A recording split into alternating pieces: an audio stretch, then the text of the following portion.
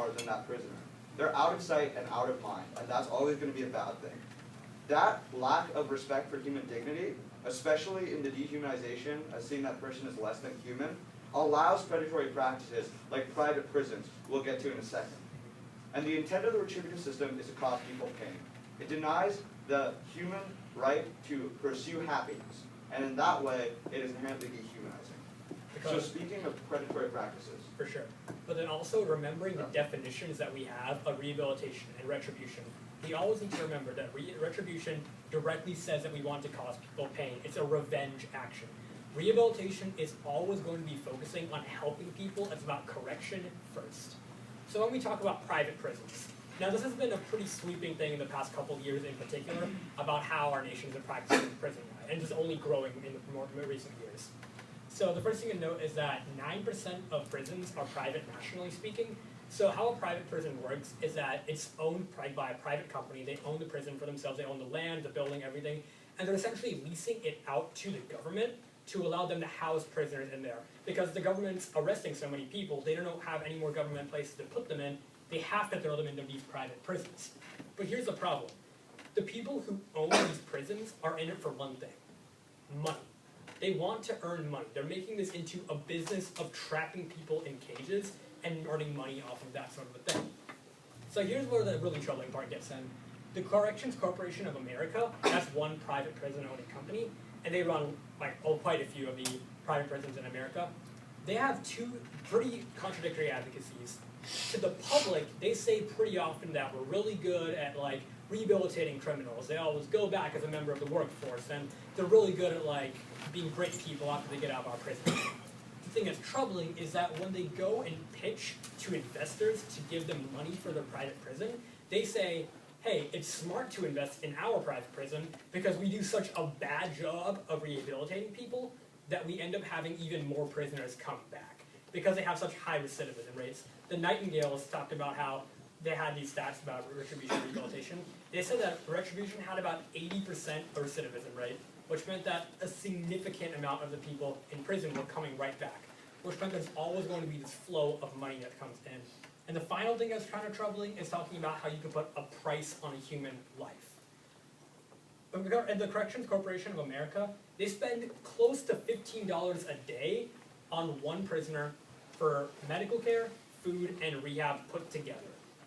If anybody thinks that they can survive with those kind of needs for medical, food, and for rehab in one day, it has to be in substandard living conditions. There is no way that they can live up to a regular standard of living in which they can be healthy or happy, things like that. There's no ways to how they can correct themselves in a system that is not respecting them and simply putting a price tag on them. A final troubling issue about private prisons is their ability to lobby it at Washington, which means that even if they would see that what they're doing is immoral, money would get in the way of actually being able to implement that into political actions. Which is why we're stressing the importance of reversing this trend now, before those lobbies get too big for us to do anything about it. Furthermore, the biggest question that private prisons bring up is how much is a human life worth? According to these corporations, a human life is worth $15. So, but the question for us is, what would a Jesuit say? What does our Brophy experience tell us a human life is worth? I think a pretty strong answer and a pretty clear answer from the Jesuits would be that a human life is priceless, and we need to treat it as such. Failing to treat it as such is a failure to uphold our ethics, and we have to get this across, get this message across. So, I just explained why this is a problem. Placing a monetary value on people dehumanizes them, putting a price tag on their lives. So I want to go back to the Brophy example for a second. So now imagine if our justice system, maybe there were too many kids getting jugs and the teachers couldn't hand out all of them. I don't know. But specifically, if extra credit were given out for you reporting the mistakes of the person next to you, for you reporting their disciplinary issues, what would ICUing, what would the community look like? Now the administration would be happy. They'd be like, we caught all these kids, now they won't do it anymore. But how can you form a brotherhood when you're in fear of the person next to you? When you're always worried about how much you can trust that person with the mistakes you've made, when you always have to look like a perfect person, how can we form a brotherhood? How can we form a functioning, ethical society when we're always living in fear of the people next to us? And I think that's the central question of this issue that we all have to answer for ourselves in the question of retribution versus rehabilitation. So let me talk about the question, does retribution even work? Now, it's assumed that, well, if we have laws in place and we say that if people break the laws, they'll go to jail, then yeah, people would totally not want to break the laws. But the thing is that that's pretty flawed thinking from the beginning. First, we talk about how, statistically speaking, rehab just does a better job of both lowering crime as well as recidivism rates. You can look at how a meta-analysis, which is pretty much a study that took into account a bunch of other studies and analyses that took place over several decades, and it talked about how, in conclusion, when we have rehabilitation centers, it resulted in about a 40% decrease in recidivism and crime. You can go back to what the Nightingales brought up again. They said that per their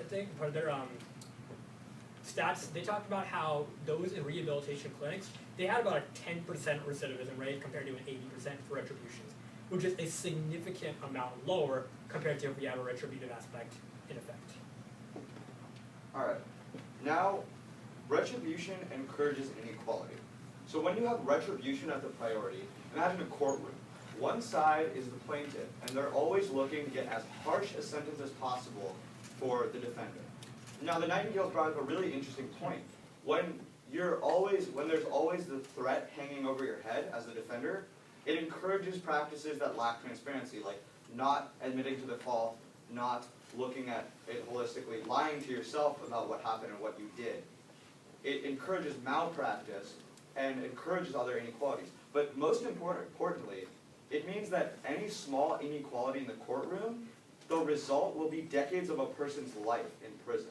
The stakes are too high in a retributive system for us to have inequality, especially among lawyers. So if a low-income person needs a lawyer, and they're going up against someone who has a great lawyer, if their lawyer is a little bit worse than the other one, that small difference can result in a sentencing that is much harsher than it would have been had we had a rehabilitative system. You could have 10 extra years tacked on just for not having as good a lawyer as the other person.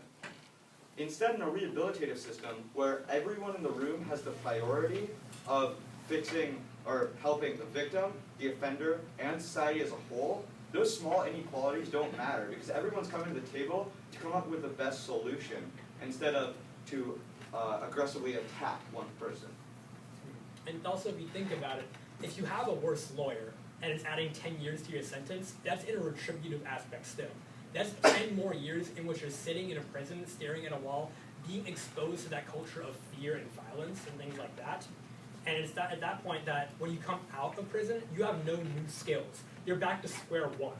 You still have to get food somehow. You still have to be able to protect yourself somehow. So it's like you have to go ahead and get food or like money somehow to survive. Some lawyers, just put that there for y'all to see. It's attorney. It's all good. That's It's good. all right. Now, I kind of like touched on this just now, but I'll go more in depth on it now. The environment of retribution is one that's pretty bad too. Now, we all know about prison culture and how it's like pretty bad and people are like, you know, it's a culture of like violence and fear essentially. So it's like people, the other thing that's pretty troubling about this culture of violence and fear actually is the fact that we, again, are looking at it in like a dehumanizing way. In this retributive system, we're treating them as less than human. So we almost act like it's not a big deal if they're having these terrible things in this environment happening to them. You know, people, it's pretty repulsive, you know, people are making jokes like, you know, don't drop the soap and things like that, even though that's one of the most terrifying things that can happen in prison, getting raped, things like that. And that's the problem with prison. In the environment of prison, it encourages a culture of violence and fear. And if you don't have anything to stand up for yourself, you're going to get eaten by it, and you're just going to get bullied and possibly killed. So the thing that people have to do, even if it's not them, is put on a mask. They have to put on a mask of bravado, of like strength, even though that's not them necessarily. They have to act like somebody they're not, and when they're doing that for decades upon decades in a retributive system, when they get back into society, it's very hard to lose that sort of mindset that everybody's against me. I can't rely on anybody at all. Right. So if you force a person to live in an environment of fear and violence for decades, how can we expect them to come out of the system and not act violently? It's a ridiculous expectation that always necessitates people returning to prison because it's the only place they can fit in after these sentences. So now we'll move on to the reasons why rehabilitation is a good thing. I'm kind of pressed for time, so I guess I would go a little faster. So the major reason why rehabilitation is a good thing is because it respects everyone, that everyone has an inviolable human dignity. It helps both the victim and the offender. There is a form of punishment. Remember, no one wants to serve a job, right? But there's also the correction aspect, which we want to focus on as the most important. Also, we should all question, in an ideal world, would we want everyone to help each other or enact vengeance on each other? Maanik brought up a great example to a question a couple speeches ago. When someone punches you in the face, punching them back doesn't fix anything. It just results in 2 broken noses instead of 1. The ideal world we would all want to live in is one where everyone helps each other, right? So why can't we work towards that?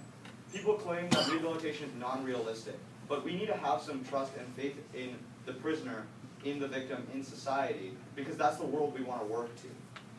Not even that, it's just statistically proven that it works. There's hard stats and facts out there that say rehabilitation does help people. It helps lower crime and recidivism, we've covered that. But the fact is that it's just undeniable that it's a good thing. So even if you don't believe moral grandstanding, pragmatically, this is still the way that we should move in our criminal justice system. So now we'll go into criticism of rehab. Yeah, you can tell that I wrote this slide. There's one main example that talks about how it's like, well, if we go ahead and have this rehabilitative aspect, then people are going to be free to roam the streets, and without correction, they're going to be like stealing everything that they want, like my Twinkies. That's upsetting. So there's a couple problems with this sort of argument. The first is that it assumes that there isn't any sort of punitive aspect to rehabilitation. Like we've been saying, nobody wants to have to go to rehab. It necessarily entails some form of punishment. But also, the main thing is that in rehabilitation, we're giving them that form of hope. We're believing that they have a way to correct themselves. We respect their dignity, that they are humans, and that they may have made a mistake, and that they can go ahead and help themselves out later on. And then also, just usually, when we talk about people like stealing or like killing people, that is going to be about like very dangerous, violent criminals. But usually, when we talk about this, it doesn't apply to like most of the dangerous people. For instance, like we aren't naive about who's in jail and who's going to be in rehab. We're not going to be letting like people who murdered like 7 people out on the street just because like, you know, they said like, oh, like to a psychologist, yeah, I'm all good, ready to go, I can like get back to society and help everybody out. We're not naive about that. We do understand there needs to be punishment in a place, but the goal of it cannot be a retributive aspect. That cannot be the primary motivation. Okay. The next criticism is risk. Isn't there a risk they could relapse and do more harm? So first, I would answer it with my idealism claim from earlier. Yeah, there's always a risk, but we need to have trust and faith in people because that's the world we would like to see. No system is perfect, but the numbers are very promising, and the risk potential is so small that we should prefer the chance that we could actually restore a human life to the risk of you getting hurt on the streets by a random act of violence. And then when we talk about risk again, it's kind of like when a couple days ago we talked with Father Stephen Barber and Ms. Dunnian read the letter of the mother of the daughter who had been killed and sodomized and raped. And then when we talk about that, intellectually speaking, we could all imagine that we would like want to forgive somebody, we would want to help them out, but emotionally, we just don't know if we do want to help them. With this risk with rehabilitation, we still have a risk of helping somebody, a risk of helping somebody to become a better person and to respect their human dignity regardless. And then another thing that we forgot to mention actually about retribution is that when people talk about the deterrence-wise, actually it's the next thing. Okay, yeah, we'll talk about that next second. So what we want to make clear on this side is vengeance comes from a place of pain. It's clear from the mother's letter that vengeance was something she wanted to overcome and that looking back on, she regretted. So that means that we shouldn't make our decisions about our criminal justice system from a place of pain. We need to look at it as objectively as we can. That way we're not skewed towards just the victim instead of the offender, because that clearly hasn't worked with our system. We should try our best to not act out of vengeance from a place of pain, but act in the ideal world we would imagine, one of mercy and forgiveness. Furthermore, a lot of people claim that the feeling of vengeance is great and they want it, and that they feel justice is served when a person is punished like this. But I want to go back to the last slide's argument that vengeance is not the answer here because it comes from a place of pain. It's a temporary relief to a long-term problem that restorative justice and rehabilitation would do a better job of addressing. Helping people